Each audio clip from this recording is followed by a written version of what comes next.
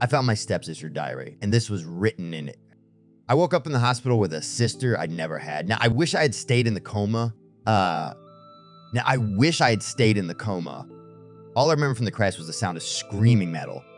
It was a wet December Tuesday, and I was driving to do my weekly grocery shop. David had been begging me to get the bus since my glaucoma had gotten worse, but I refused to listen. I was a perfectly healthy woman at age 72, and I've been driving since my father taught me on the farm at 13.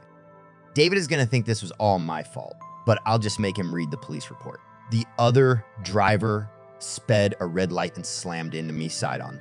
Died instantly, apparently. My car spun out onto the curb and wrapped itself around a street lamp. The whole ordeal lasted less than 5 seconds. I woke up at St. Anne Hospital a day later after what the doctor told me was a light coma. Cuts and bruises covered my body, especially around my eyes where the airbags had deployed. 2 dark circles and broken nose made me look like an old peach you'd find at the back of the fridge. Every bone in me felt out of place, and I could barely move. After a brisk chat with me, the doctor met a woman at the door. They shook hands before she hobbled over. She was tall and thin with an air of faded glamour, tightly wound hair, large gold rings, her crooked body wrapped in a woolen shawl. She had a stern but concerned smile. "How are you, Mary?" she asked, her voice sounding broken with a deep rasp. "Who are you?" I asked. "It's me," she said. It's each guttural word cut through me. "Your sister," she said. I'd never met this woman in my life. "You must be confused," I said. Joan tilted her head to her shoulder and rubbed the back of her fingers through my hair.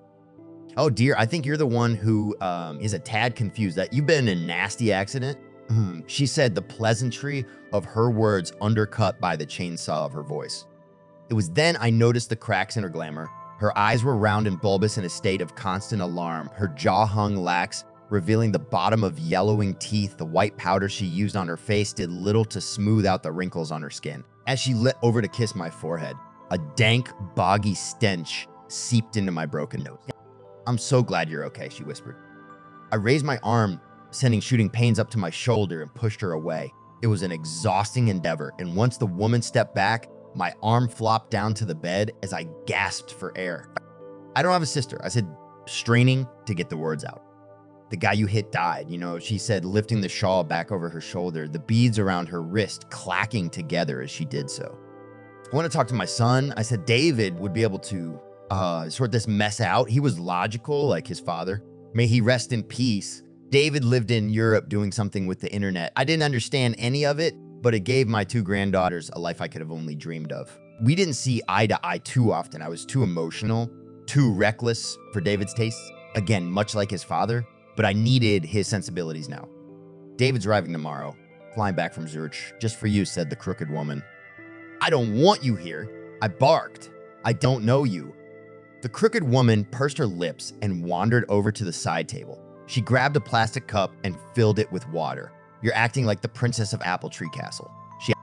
How did she know about Apple Tree Castle? That was the nickname I gave to the tree house my father constructed for my 8th birthday. It was my safe space, away from the arguments, the graft, and the drama of a working farm. He'd even painted the inside of it in an off pink and allowed me to decorate it with the old pillows and blankets from the living room.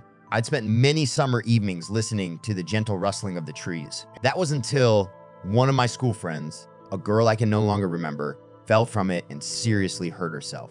The girl's parents were furious and demanded that the treehouse be taken down. I had to watch as my dad dismantled my childhood with each chop of his axe. Now, the woman in my hospital room was telling me that the little girl who left a bloody stain in the mud wasn't some faded memory of a friend. It was my sister. It was her. She pointed to her slack jaw, wobbling her chin with her finger. "Broke it in 3 places," she said. I held my eyes shut. I felt disoriented, and my stomach was doing circuits as if it was like still spinning in the crash. I've never had a sister. I have decades of memories to prove it. But how could she have known about my secret haven? It was something I haven't spoken about since I was a child. "I need to eat," I said, opening my eyes. The woman was standing over me, a small teaspoon in hand, and a confused look on her face. In her other hand was an empty yogurt pot. "You've just eaten, dear," she said. I looked down at the tray in front of me. An empty crisp packet and a few crumbs of bread was all that was left. The sour taste of old year stuck to my tongue. You're so forgetful, just like Mama, she said, carefully placing the spoon and yogurt on the tray. She picked it up and moved it to the table where several other trays were scattered. How long have I been here for? I asked. She placed her hands on her hips. How many times do I have to tell you? A couple of days. She said. My head throbbed and my jaw ached. And David will be here tomorrow. The crooked woman sat down on the sofa, just far away enough so my eyes couldn't focus on her. She faded in and out of the shadow. It'll be so lovely to see him again. Did the man in the other car? I said, trailing off. Yes, instantly, apparently, said the woman. No pain, just immediate nothingness. Must be nice, in a way. The throbbing in my head turned into a searing pain behind my eyes. Darkness crept across my vision, making it feel as if I was staring down an endless tunnel. Everything hurt.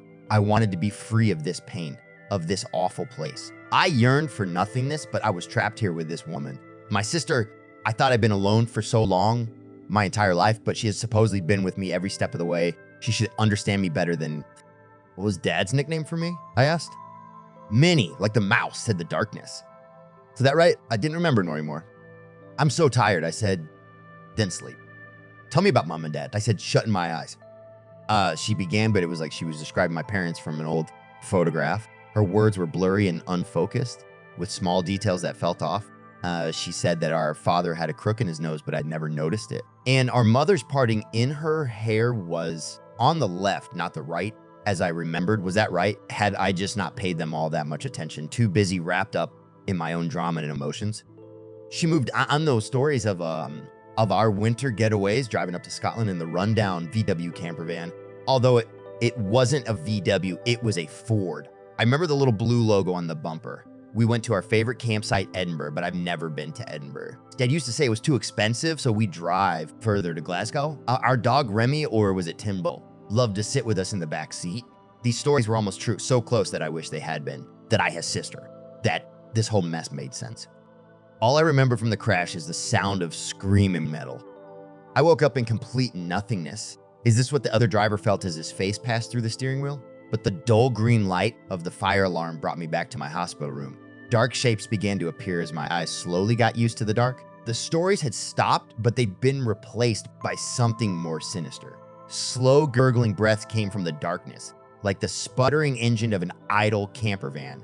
In the corner of the room by the sofa, I could make out a blurry figure in the shadows. It stood motionless, head turned towards me.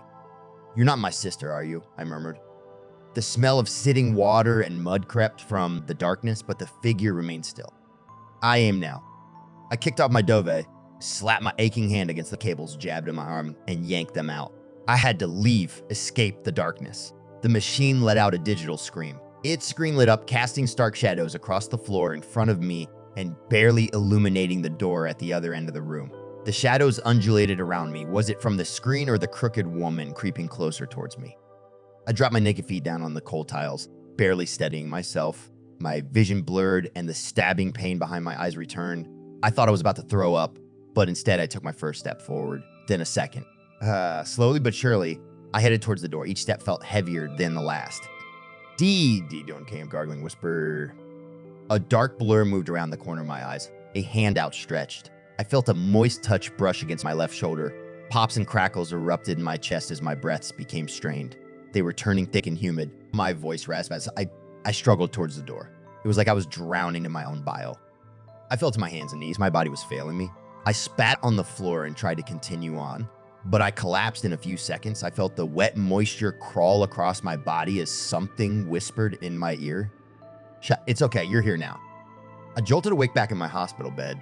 The light was blinding and the shooting pains in my brain returned. My ears rang out with a high-pitched tone. I squeezed my eyes shut and focused on my gasping breaths. I touched my face and felt the warm plastic of an oxygen mask.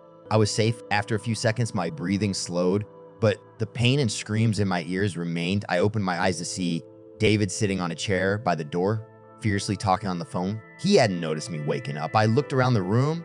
It was just him. I felt a warm glow rush over me, a sheer sense of joy that I hadn't felt in a long time. David glanced over at me and realized I was awake. He smiled. Then the door opened. A crooked arm snuck in and the rest of her body followed with it. The woman who thought she was my sister peered her head around with a warm smile. I held my mask tight as my lungs tightened. I pointed a finger at the woman, screaming for breath. My ears howled. David got up and stormed over the woman. He shook his head. It looked like he was yelling. She was yelling back. Did he have no clue who she was either? My sister was just an insane woman. She was disturbed, to be sure, but at least it made sense. But then he crumpled into her embrace. His shoulders shuddered as he let out bellowing cries. She rubbed his back gently, eyes firmly fixed on me, a gentle smile on her face. I ripped off the oxygen mask, trying with all my might to scream, but only rasping gargles came out. David ran over, drying his face with his shirt. He looked at me with genuine concern, a deep pain, as he held onto my shoulders firmly. "Shit, it's okay. You're here now," he said. I looked up at his big brown eyes. It was then I remembered my son's eyes were green.